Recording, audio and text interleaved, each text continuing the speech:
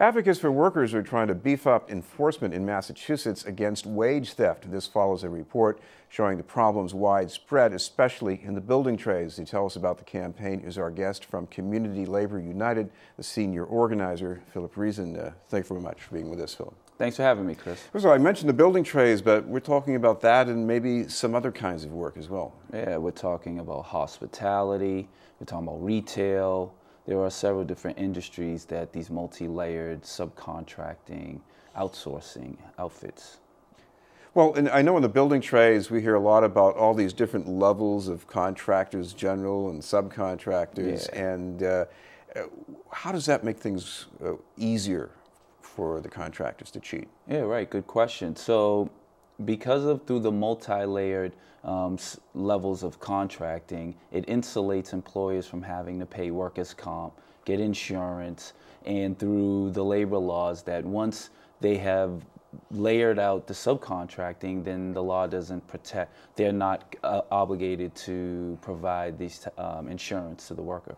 Now, another thing that can happen here is how you classify them for taxes. Yeah, misclassification. That's a big, that's one of the major problems, is the misclassification of workers.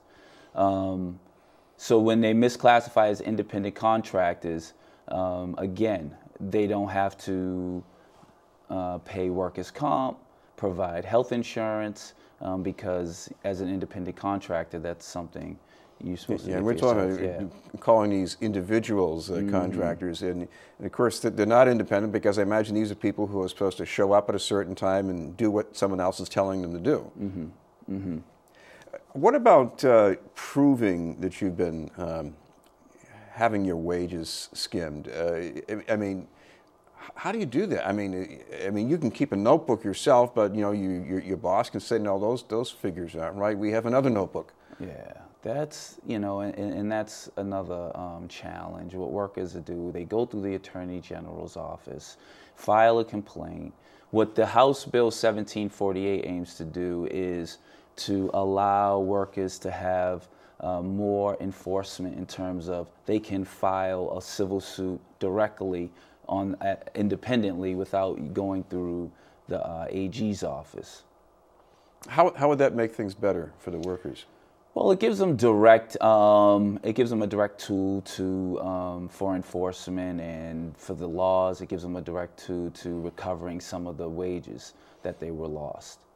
Of course, another thing that's going on here is that you have a lot of workers who might not have legal immigration status. Yeah. So it must be very easy to exploit that. Right, and those are some of the practices employers are using. Intimidation of workers by threatening them to call in immigration, ICE services. But what this, again, our fight here is to be able to protect workers. And this legislation will connect employers directly with the worker.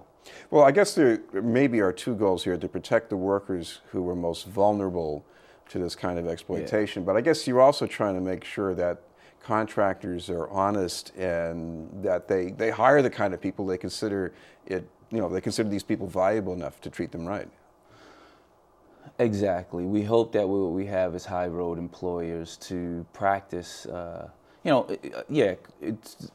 We hope that we have high road employers to be able to make sure that they're hiring and doing the right practices of commitment to their workers.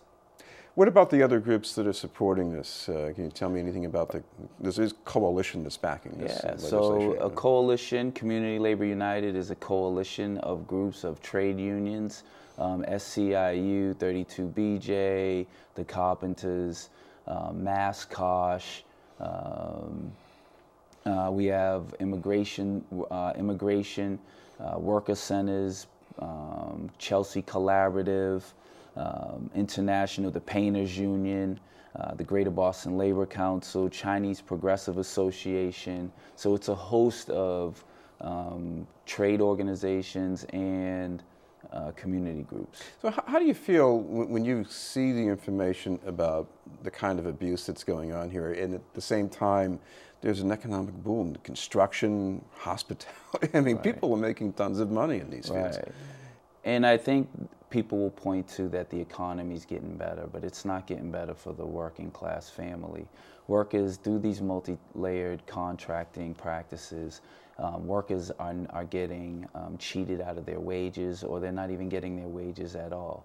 And it's here in Boston, the development is happening, it's growing, but we're trying to strengthen the labor laws so that workers can benefit from some of the development that's happening here. And how bad is it? Because I remember seeing in some summaries of this report that people, it's not just a matter of a couple of hours a week that people are being skimmed. No, this is, people are being skimmed out of millions of dollars. The Joint Task Force Underground Economy has recovered millions of dollars chasing after employers who have not paid into workers' comp or paying under the table.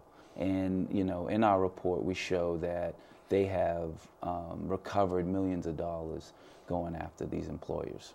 Thank you very much for being with us. Thank you, Chris. Philip Reason from Community Labor United. Up ahead, a Boston response to the earthquakes in Nepal, but first, this message.